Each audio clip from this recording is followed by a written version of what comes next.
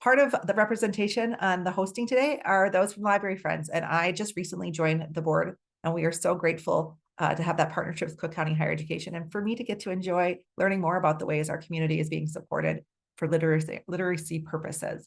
Library Friends of Cook County is a 501c3 all-volunteer nonprofit organization composed of members who care about books, information, resources, and people, particularly libraries.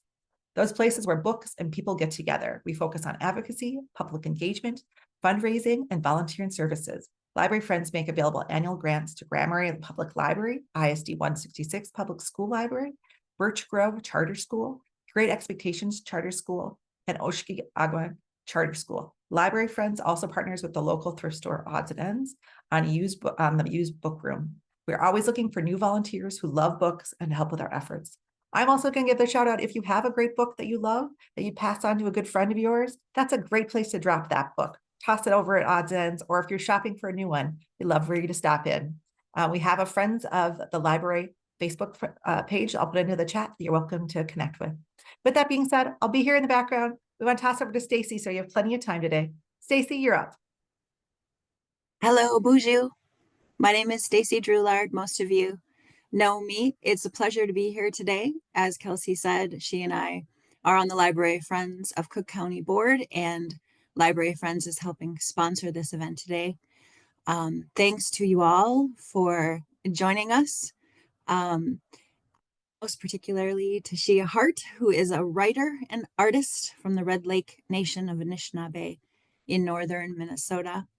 Her writings include the modern romance, Native Love Jams, the Good Berry Cookbook, Harvesting and Cooking Wild Rice and Other Wild Foods, the middle grade illustrated book, Gidgee and the Wolves, and Girl Unreserved, a fictional tale based on her own coming of age story.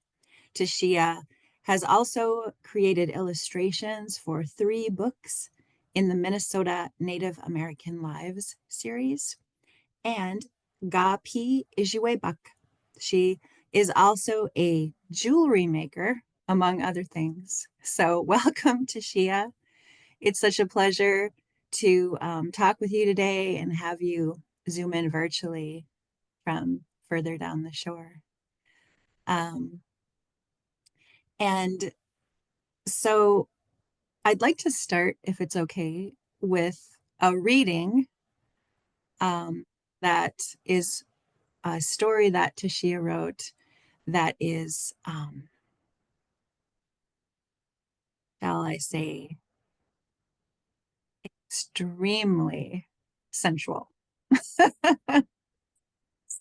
I hope you all enjoy it. I just, I really think it's an important story and a fun one. So without further ado, Tashia. Bonjour. Hey, thanks for having me, and thanks to everybody for joining. And I guess we're gonna get right to making my cheeks pinch with blushing here. All right. So I recently finished. This is a story. It's called Clay Woman Falls in Love with the Lake. It's about a 6-minute read, 6 or 7 minutes. And I had been, so how I acquire my short stories is mostly dreams that I have. They come from my dream journal, and this one is the exception. It was a daydream. I had the privilege of living on the lakeshore during the pandemic, and during the winter, a couple of winters we spent there, and it just sort of it was such an extreme environment, and one that I was not familiar with. I'm more familiar with smaller lakes, and so it was quite incredible of an experience. Like, I didn't know that you can see geese and ducks and all kinds of birds on like the coldest of days, on Lake Superior right by the shore, and that just blew my mind. And so this story was inspired by that time that I spent there. clay woman falls in love with the lake. Wabagunakwe stares through wide window panes to the early morning, frigid sparkle of Gitchigami but a stone's throw behind her lakeside home. The sight, a feast for her eyes, same as the way the clay she's worked with the last 30 years nourishes her hands. Vessels formed from local earth line shelves along either side of the window, peppered with small objects found on the beach over the years. Houses crowd along the shore, but the limited outdoor activity of her neighbors this time of year comforts Wabagunakwe with a sense of solitude. In the winter, hers is the only house with a maintained path to the water's edge.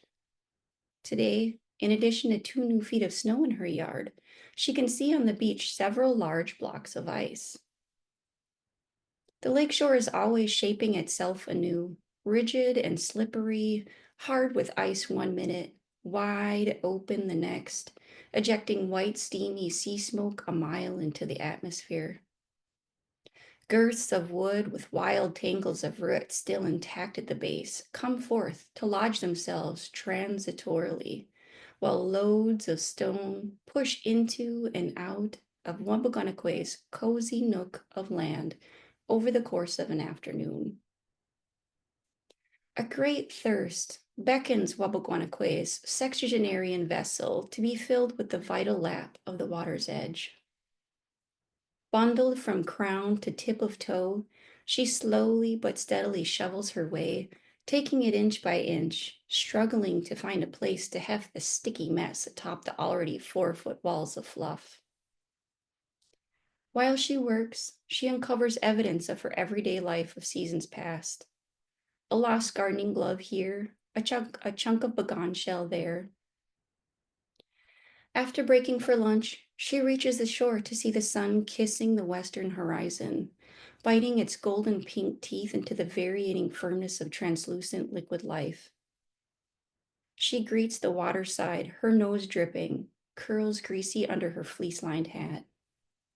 She removes her gloves and reaches into a pouch for a pinch of asema, which floats on the swirls between circular ice patches, spinning in dance upon the water. Her mission fulfilled, she inspects the beach.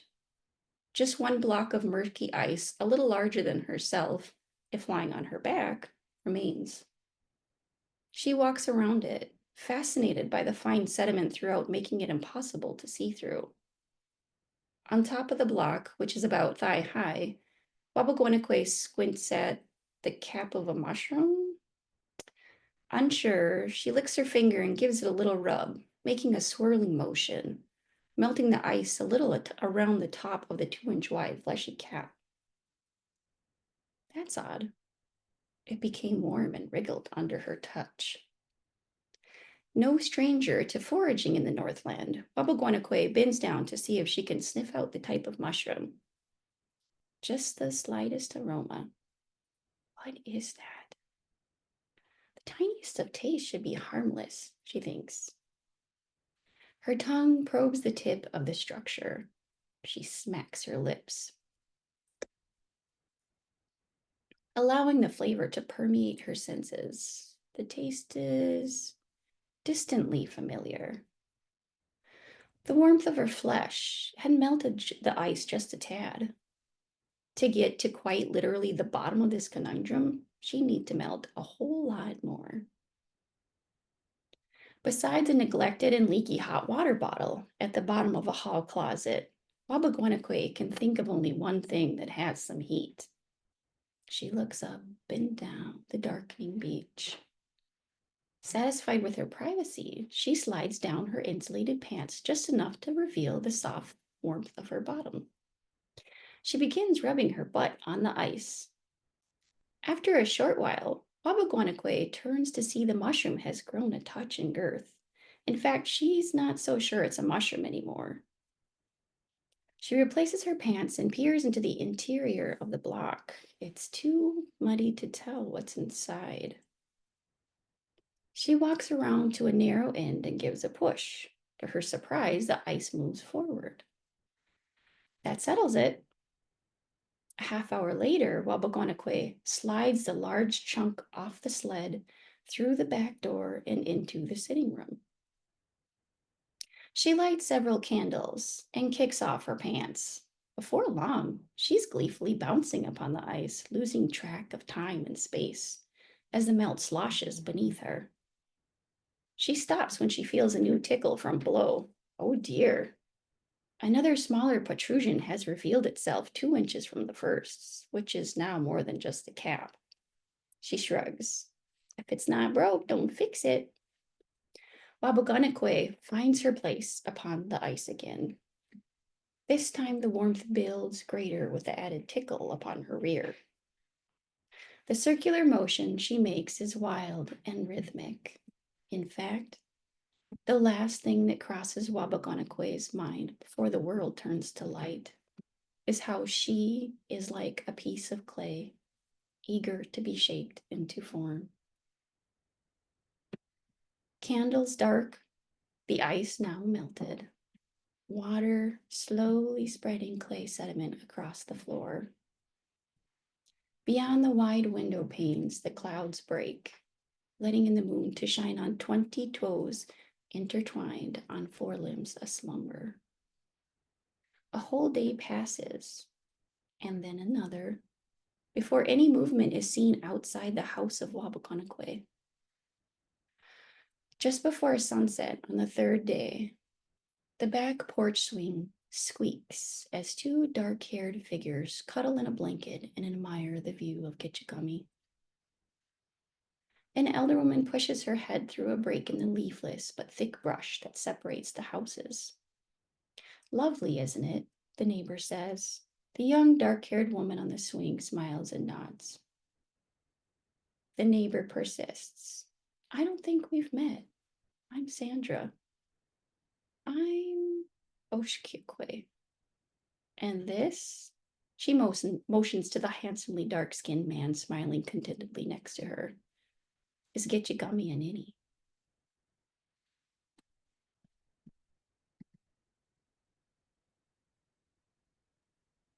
Can I hide now?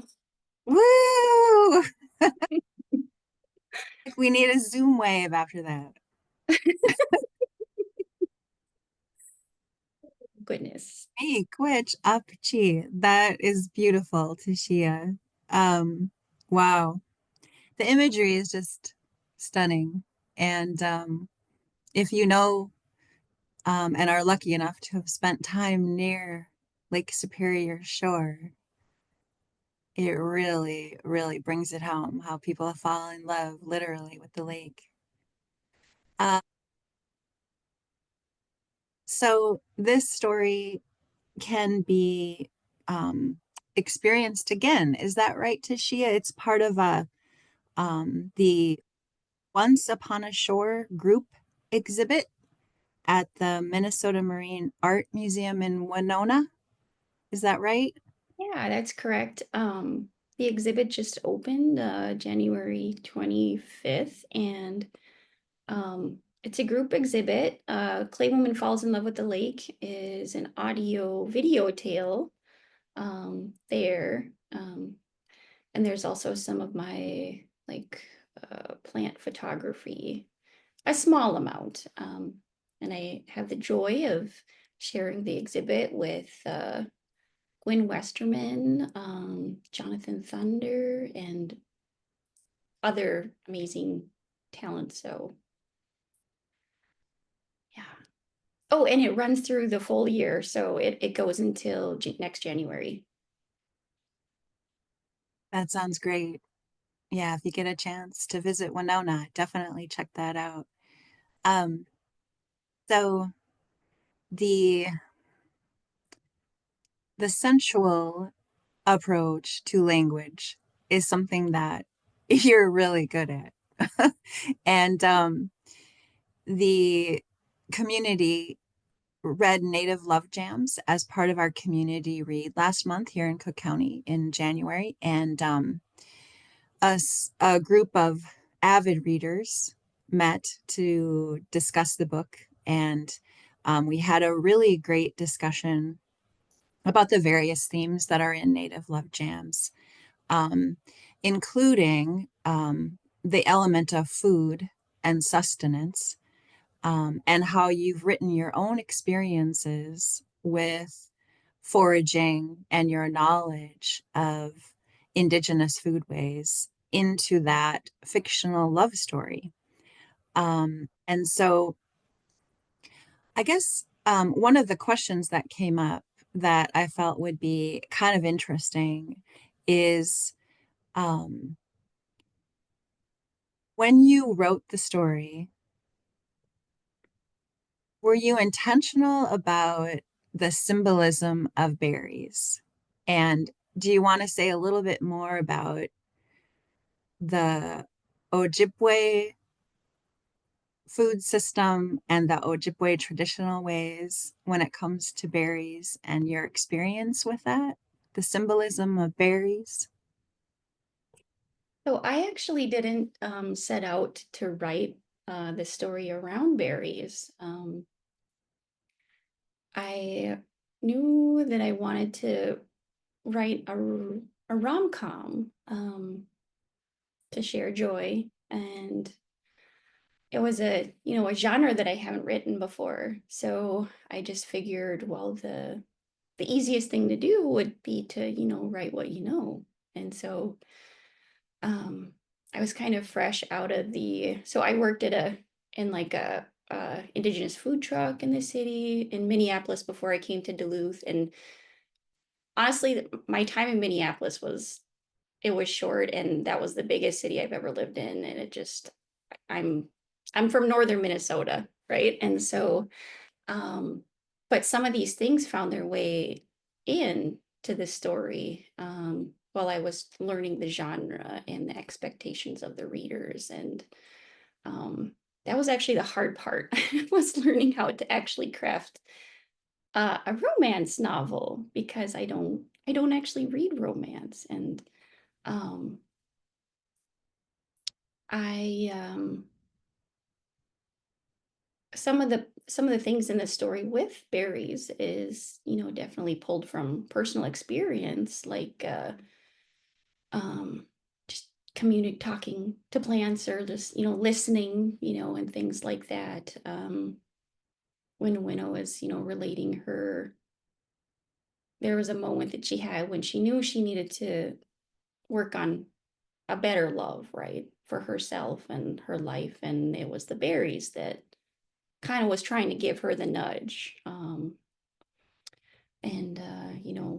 we think of the berries like as a heartberry, that. And so it's all kind of tied in there. And that wasn't really my intention when I set out, but it was crafting a tale.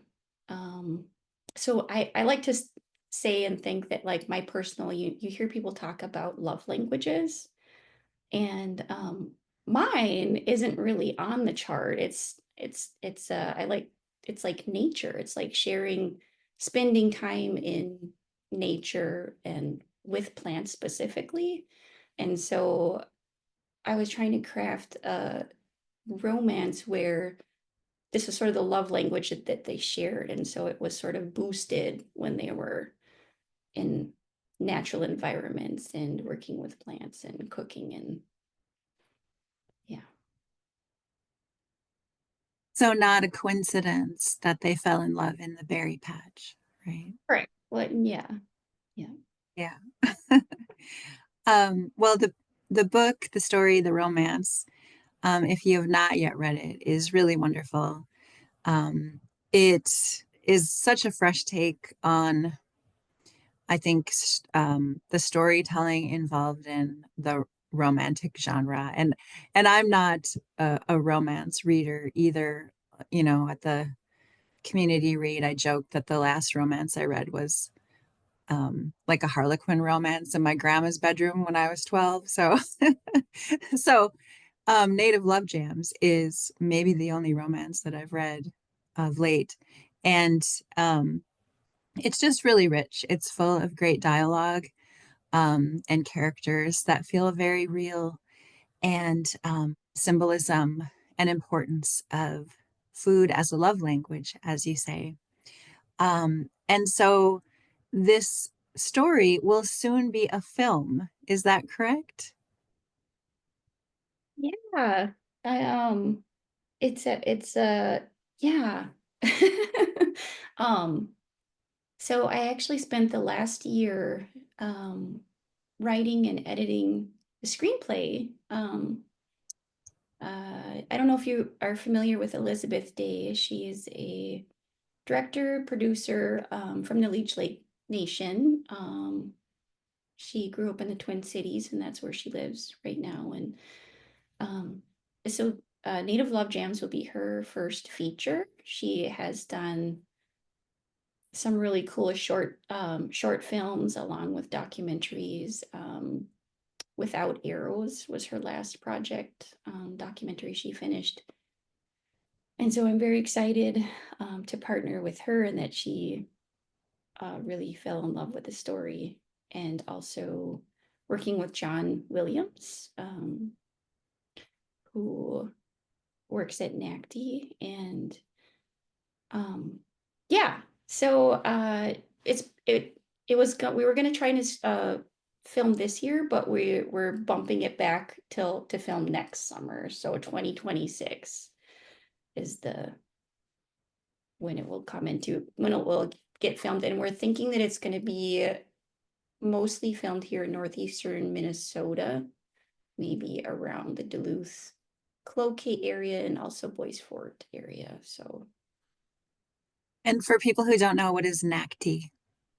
the Native American Community Development Institute, I think. Okay. Um, Yeah. So you actually got a grant award to do the film project, right? From through the foundation, or you oh, were was there a competition involved, or remind me of how that went? okay. So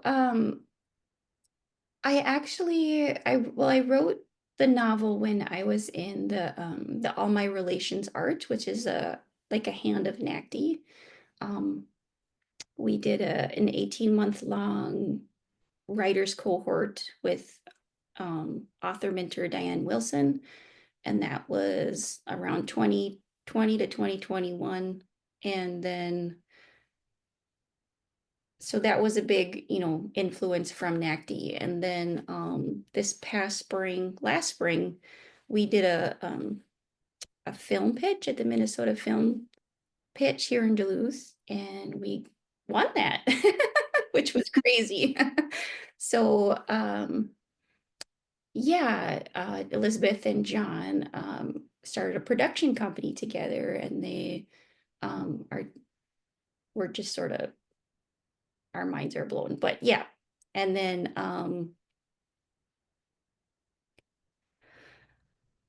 I honestly don't know. I don't know very much more than Um, so was that your first screen adaptation then? What was that like, writing a story into a screenplay for it you? was hard. It was How very so?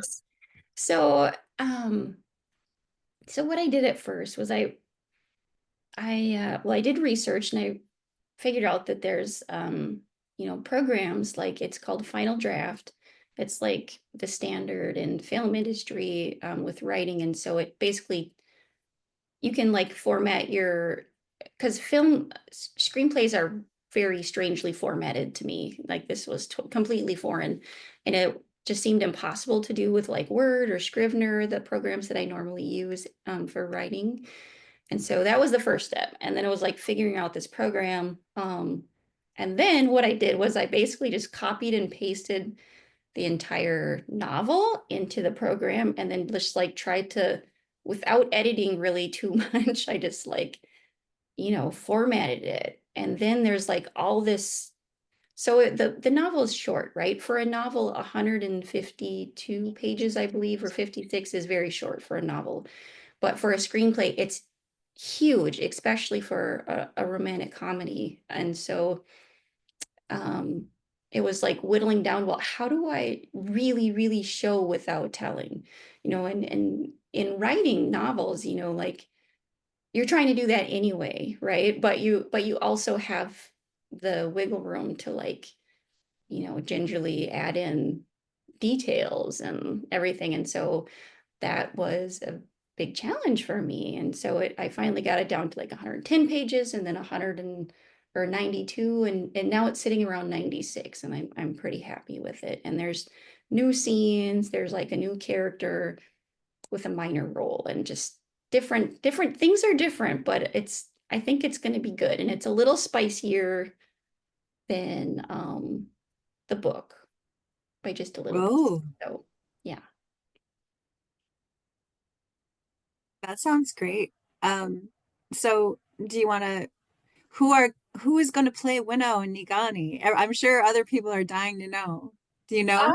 I do know now, like it took a while, the whole process, but I'm actually not at liberty to say because I don't know that Elizabeth has made an announcement yet. And so um but I will happily share that news soon, I think. Yeah. Great. Do you think you'll write another screenplay someday? Oh yeah, I am so hooked. Like it's actually really fun. I find that my writing, the novel that I'm working on has been altered by writing a screenplay. Like I never was the kind of writer where I could listen to music and write and like be able to concentrate and get my thoughts out. And now, like after thinking about like soundtracks and like how do these things actually all fit into like a movie, it's almost like I have a soundtrack now for the book that I'm working on, and it's crazy. It's just like crazy how much like imagery with these characters the music is bringing, and that was never I could never imagine even trying to do that before. But I'm enjoying it now. So Do you feel that your talents as an artist helps inform that adaptation from novel to screenplay, or maybe even the way you write your characters or the settings in your books? Does your artistic sensibility kind of guide you in a way? So it's funny. It's sort of a funny and bizarre question because it's like I guess I don't really know what my artistic sensibility is. Like as a person looking outward, like I don't. I guess I'm not even really sure what it looks like. Like um, I feel like the dialogue. I had a lot of fun with the dialogue because the dialogue is like people I hear like my aunt's voice or like, my cousin's voice or, somebody that I know. Like it's almost like I get to hear them talking to me and telling me jokes or something, and then I get to write it. Um, I don't know if that's artistic or not, but yeah, I'll have to think on Well, that. one of the really beautiful things about your dialogue, in my opinion, is that you hear your aunt's voice, but then the rest of us hear our aunt's voice, or, it's very successful in that way. Oh, that's beautiful. That gave me tingles. I'm so glad. I do want to talk a bit about the Good Berry Cookbook. And I'm going to read a section from the introduction that you wrote because I feel like it's really important. It centralizes, um, I think, a lot of where we're at in this current moment. So if it's okay, I'm just going to read that and then we'll talk a bit about it from the Good Berry Cookbook. In the wake of a global pandemic, the Black Lives Matter movement's call for justice, and impending environmental disasters related to climate change, it is more important now than ever to reimagine and commit to changing our way of interacting with one another and our Mama Ki, Mother Earth. We must be intentional with how we share spaces, how we eat, how we gather our food, how we know and relate empathetically to each other and those beings who provide us with sustenance. Healthy communities foster healthy emotional sustenance, and healthy food helps build healthy bodies. Sometimes a little imagination can go a long way towards setting ourselves back down on that good path. It will take all of our reimaginings combined moving forward. We all have a part in bringing in new ways of being together. I've come to know that most of my reimaginings revolve around what I know best: food and the environment. Beautiful words, Tashia. And so the cookbook does help put us on that good path in so many ways. It's a treasure trove of information. It includes a lot of your own food knowledge and your knowledge about foraging, as well as your own recipes. And then you also draw in recipes and stories from from a whole bunch of other Indigenous foodies. This was well ahead. Your cookbook came out well ahead, I think, of um, others as part of the Indigenous foodways trend. So you're a trendsetter as well as all of these other things. So I wanted to ask you about your own personal take on that traditional knowledge about Indigenous foodways supports this moment um, as it relates to body sovereignty, the sovereignty of nations. Can you help us kind of connect the dots from your perspective? Yeah, I mean, I guess, in this kind of a chaos, and I can't say that it's entirely new, right? Like generations past had relocation and boarding schools and all kinds of challenges, and this feels especially um especially like shakening, like, right, like and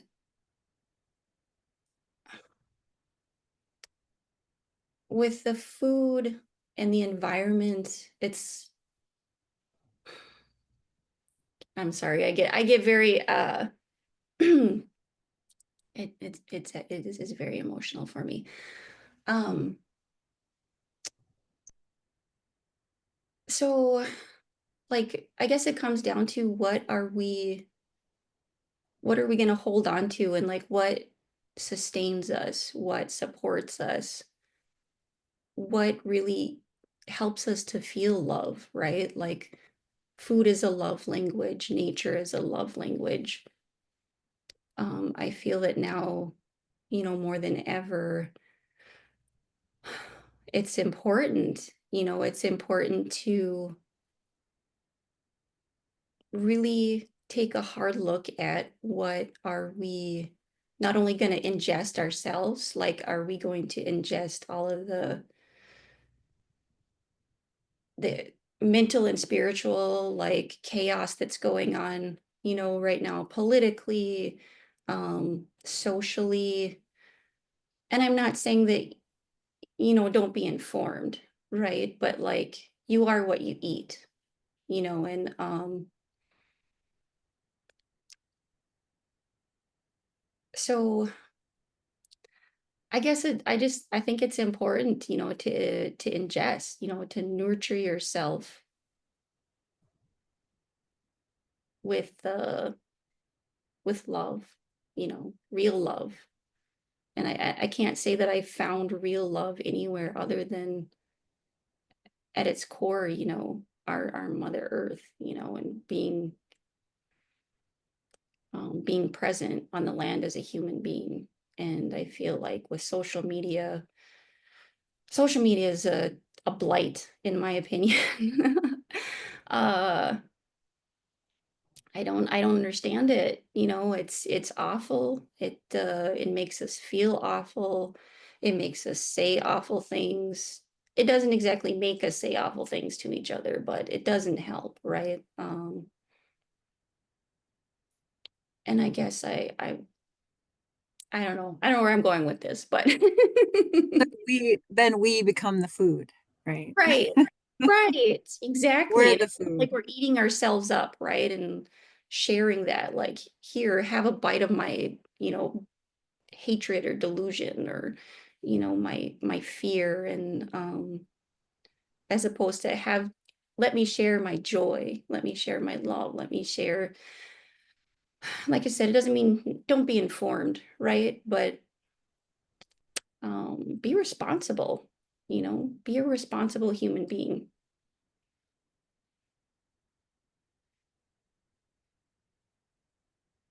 I was also wondering too about your take on the sustainability of the indigenous food movement itself. Okay. And what I mean by that is it's become very trendy, I think, for people to um, eh, kind of take the photo ops. Do you know what I mean? And this brings in like the social media element, right? So, as someone who grew up foraging and um, understands that nature of reciprocity and the gifts of Mother Earth and why it's important to maintain that balance. Um, what can both native and non native people do to help support that sustainability? Do you have thoughts on that as a forager and someone who collects wild rice in the fall and Yeah, I guess I have noticed that there's a trend, the foraging trend or food is medicine trend. And with like, I don't know how to use platforms like TikTok or anything like that, but um I see snippets, right? Where it's like a 10-second, hey, look at this thing or that thing, which is good in a point in it to an extent, right? Like we're sharing like, hey, everybody look at this instead of that or whatever. I don't know, but put the phone down, walk outside, think about how you feel, right? Like just don't worry about what anybody else is like gonna think or feel about how whatever it is that you're doing. Like focus on your experience, right? Like being present. Like you have to be present in your body, in your mind, in your spirit, on your 2 feet, right? Like I feel like we've just lost a lot of that, and it's very quick. It's very like you get one thing in and you send it right back out and you don't really know what it is that it just passed through your circle of, thought or whatever, right? Like it's just regurgitated and it, just stop, have a good bite of presence, right? Digest it, ingest it, sit on it, think on it, and then think about what you have to share from that experience, I guess. It's not, and read the Good Berry Cookbook by Tashia Hart. That's a good place to start too. Um, so what are you up to now? What's on your easel or what's on in your notebook? yeah, I am working on um a manuscript. Uh it's fiction, sci-fi, rom-com. There are extraterrestrials, interdimensionals. It's set here in Duluth and over Lake Superior. And it ties in sort of what's happening right now with UAP, NHI, UFO disclosure, and all that stuff is going on. But then the main character, Melanie, she was actually in Native Love Jams. She was Winnow's cousin. And so she's the main character of this next book. And we get to learn a lot about Melanie, and she talks about we get to see, right, that like Anishinaabe people, we know we come from the stars, right?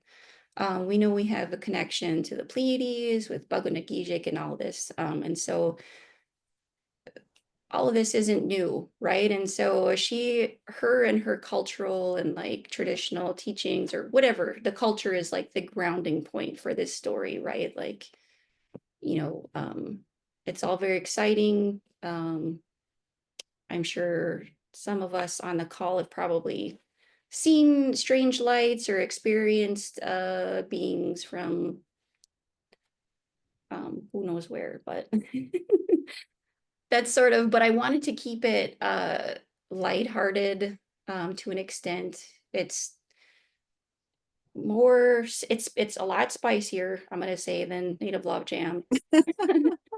It's a lot more realistic, Is it honestly. a sequel? It's not a sequel, but it's like it's part of the collection, a collection that I'm working on. And so the collection will have like either a character from the last book or one of the books, or it'll be set in Rainy Bay, or there'll be mention of how these characters kind of are woven together. So, but it's That not. sounds amazing. That sounds great. I can't wait for that. When will that be out? I am hoping to have the full manuscript edited and reworked by like the middle of March, and then I'm not sure when it will get published, but I do finally have a agent who wants to help me get it published. So, and if not, then I know I'll just publish it myself like I did Native Love Jams. Well, congratulations on getting an agent. Hey, That's really great. And I know that authors hate the question about, when is it going to get published, because it's like the question of the century for an author. So,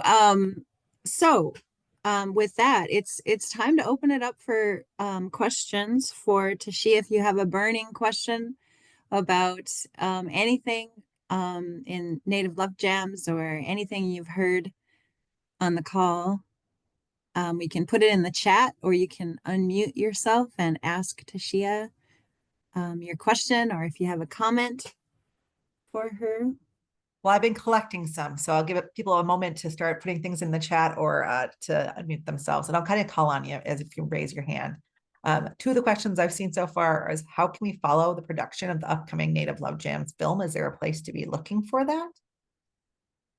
um, yeah, so I believe there's a website that's in the work right now. And it's not like it hasn't been opened or what not yet. And I can post all of this on social media when I find out, but and then Native Love They Jam. should follow you on your website, maybe, and On my they. website, yes, good thinking. TashiaHart.com. I have like a blog and stuff like that. And you can actually see Wabakwanakwe falls in love with the lake in video tail format on there as well. So Fun. And then another question was audiobooks. Are you or anybody going to make them into audios? I would love to. I would actually love to do that. I have been working on Gidgee and the Wolves in an audio format for a while, and it's still not finished, but I would love to someday. I told Stacy that when I listen to a lot of books that I get, and I just love hearing things in the voice of the author, especially just because you get to really understand it through the way that they intended it to be heard, at least better than maybe what I'm imagining in my head. But somebody commented in the chat saying that they didn't have any questions, but what you're saying really resonates with them. They're looking forward to Native Love Jams and especially your cookbook, and the next books for sure. Anybody that's wanting to ask a question that wants to unmute, go ahead. Let me unmute. Okay. I've read every one of your books, Tashia, and I'm just wondering, are you gonna do another one on the intermediaries, the Gidgee. Oh yeah. Yeah. Hi, Rick. Nice to see you. I have I still have plans for at least 2 more Gidgee and the Wolves. So Thank you. Or Miigwech. yeah, make which to you.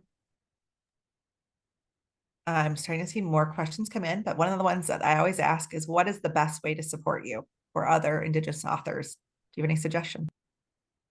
Um, read books, share them, or donate them to your library, or when you're done with them, I suppose. That's excellent. Sometimes people say that it helps to review on things like good books or other resources to just make sure that there's more traction. But I love that idea of gifting, that when you read it, pass it on or buy some for gifts for others. More comments in the session versus questions so far. I don't have many questions, but thank you so much for being here today. I'm a bookseller at Druid Lane. We absolutely love Native Love Jams. My favorite part was how playful the dialogue is, but the actions are so respectful. Oh, thank you. That's awesome. Anybody else that's wanting to unmute? Raise your hands. Oh, go ahead, Jennifer. I just want to thank you for the beautiful pictures in your cookbook. I have a lot of books that have like line drawings of plants, or it's hard to tell, but when you have a good, clear picture, it's easier to see what I'm looking for. And of course, the stories too. Love it. Thank you. Oh, thank you, Jennifer. Yeah, I had been collecting images of plants for at least 5 years. That I had for this project, and I didn't know that it was going to be turned into anything, right? Like it was just like my plant photo journals or whatever like that I had on my computer. And when I got the opportunity to put them in a book, I was like, yes, this is great. I can put them somewhere now. So I hope you continue collecting. Did I see somebody else raising their hand a second ago? Maybe people are getting a little shy. To Stacy's point, when she was asking a little bit more about collections of recipes, could you tell me a little bit more about the interacting with other Indigenous recipe writers and just what that has been like, both writing them yourself and then how that all goes for you? Um, well, I guess specifically for Native Love Jams, it was during the pandemic when I was gathering these recipes, so I didn't get the opportunity to really visit with other chefs, but I the cooks that are in the book are people that I've worked with personally at food summits in different communities. And yeah, so it felt, the book kind of felt like it was sort of a mirror of that community that you get when you go to work at a food summit or like a what is that called? Just like a food festival, you know what I mean? You get to work with each other and like say, well, I have these ingredients. Should we try, like maybe we can put this together, or like we can put different things together on the plate.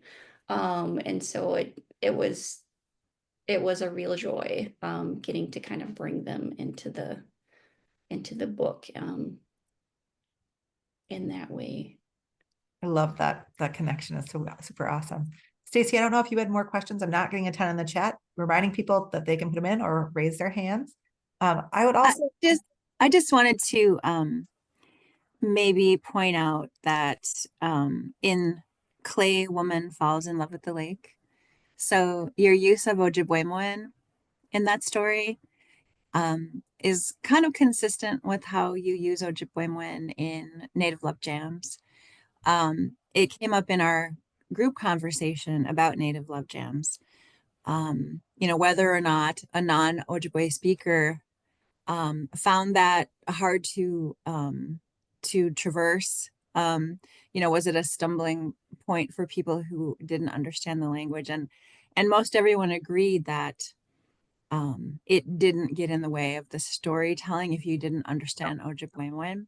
And a lot of people then, were inspired to go to the OPD, the Ojibwe People's Dictionary, and look up words, which I'm sure some of them were very funny once they got in the dictionary and learned what some of the Ojibwe words are in Native Love Jams. But in Clay Woman Falls in Love with the Lake, something I picked up on when you read it today is that at the beginning, the protagonist's lead character's name is Wabigwanakwe, right? Flower Woman? Wabagunakwe, Clay Woman. Clay Woman, Wabigonakwe. Yeah. And then is there a name change later in the story? Yeah, so Oshikikwe is new woman, and it was just sort of like something she came up with on the spot, right? Because she felt like a new woman. She was a new woman. She was shaped anew. And so the Clay Woman falls in love with the lake. That was inspired by my time on the lake, but it was also inspired by Winnow stories, right? And a lot of reading Basil Johnston, and yeah, yeah. So yeah, there was a name change there. She was a new woman at the end, And changed by the lake, right? Changed by that, by falling in love and by the lake, which is totally beautiful. right, yeah, yeah. Yeah. Lake is just such an amazing, powerful. I don't want to say lover, but a love, right? And so I guess I one day I was just having a daydream, like, what would happen if a Wayna Boozhoo like character just sort of came from the lake, like as the lake. And because where I lived on the shore, there were houses, but they were mostly like vacation houses. And so people didn't really live there in the winter, right? And so like I would shovel a path to the water and put my asema in, and look around like, this is crazy. Like, this is such an amazing, just bizarre landscape, just incredible. And like, there's nobody else here to see this. Like, what is wrong with this picture? Right? Like, but you don't feel alone when you're by the lake. At least I don't, you feel like you got company. So yeah. You're never alone and you can never ignore it is kind of, I always think you can't ever ignore the lake. That is true. Yes.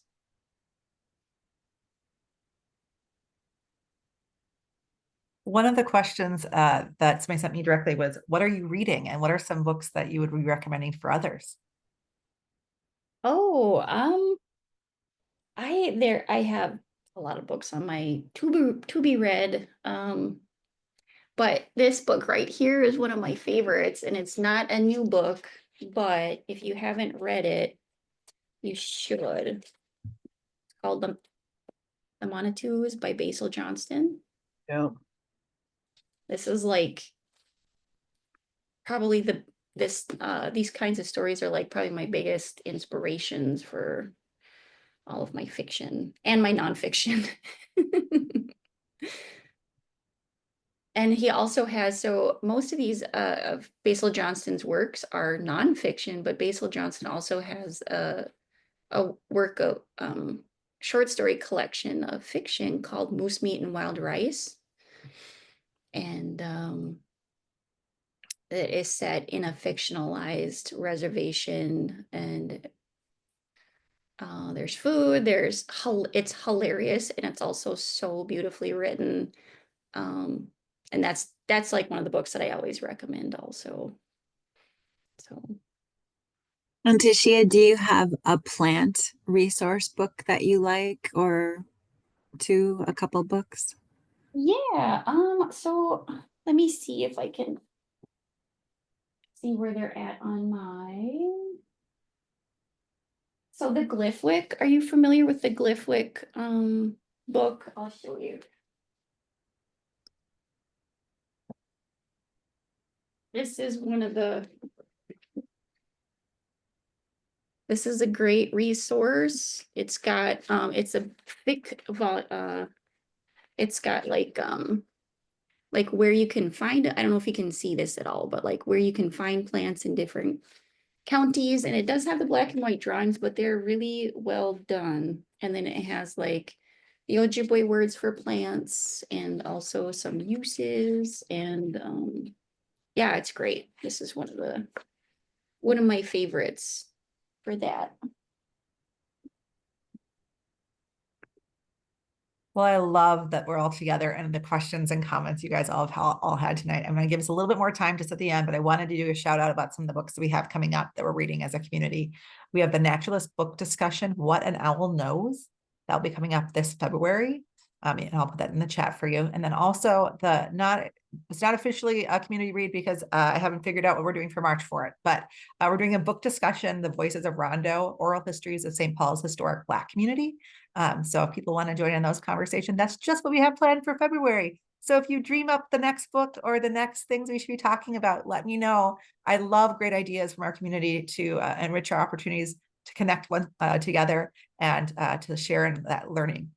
So if you have suggestions, toss it in the chat or send me an email so we can make it happen for the future. I want to say a big thank you to Stacy for organizing both the discussion and also this event today. And then Tashia, it's been so great to learn from you. And I just can't even tell you, the books that you're producing are wonderful. And it's been fun to be able to give them out to our community.